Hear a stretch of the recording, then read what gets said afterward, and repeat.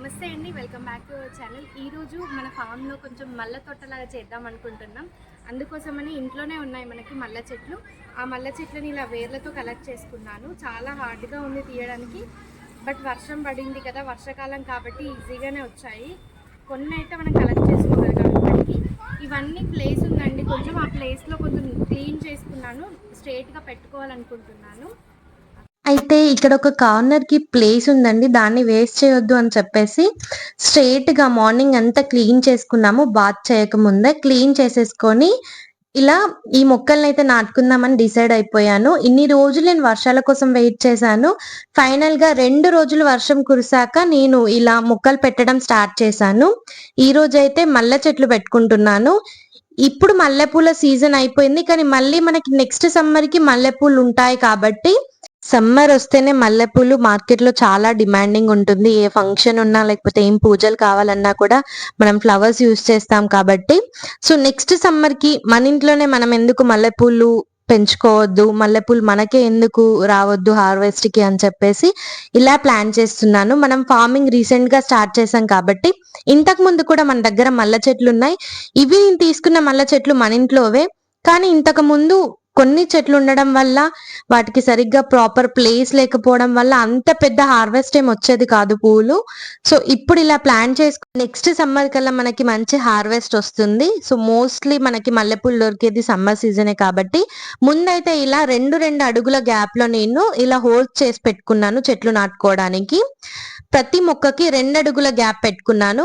ఇక్కడ మీరు చూస్తున్నట్టయితే నేను ఇంతకు ముందు వీడియోస్ లో కూడా చెప్పాను, నేను ఎప్పుడు ఏ మొక్క నాటుకునే ముందైనా ఆవు పేడ వేసుకుంటాను. మీరు అనుకోవచ్చు అది నా ఫార్మాలిటీ అనుకోవచ్చు, లేకపోతే ఇంకేమైనా అనుకోవచ్చు, కానీ నాకెందుకో అది ఫార్మాలిటీ అనే కాదు, మొక్క కూడా హెల్తీగా గ్రో అవుతుంది, అలాగే తొందరగా రిజల్ట్ ఉంటుంది అని చెప్పేసి నేను ఈ ప్రాసెస్ అయితే ఫాలో అవుతాను ప్రతిసారి. అది నేను ఏ మొక్క నాటుకున్నా కానీ, వేర్లతో లేకపోతే స్టెమ్ తో గ్రో చేసుకున్నా కానీ ఆవు పేడ వేస్తాను.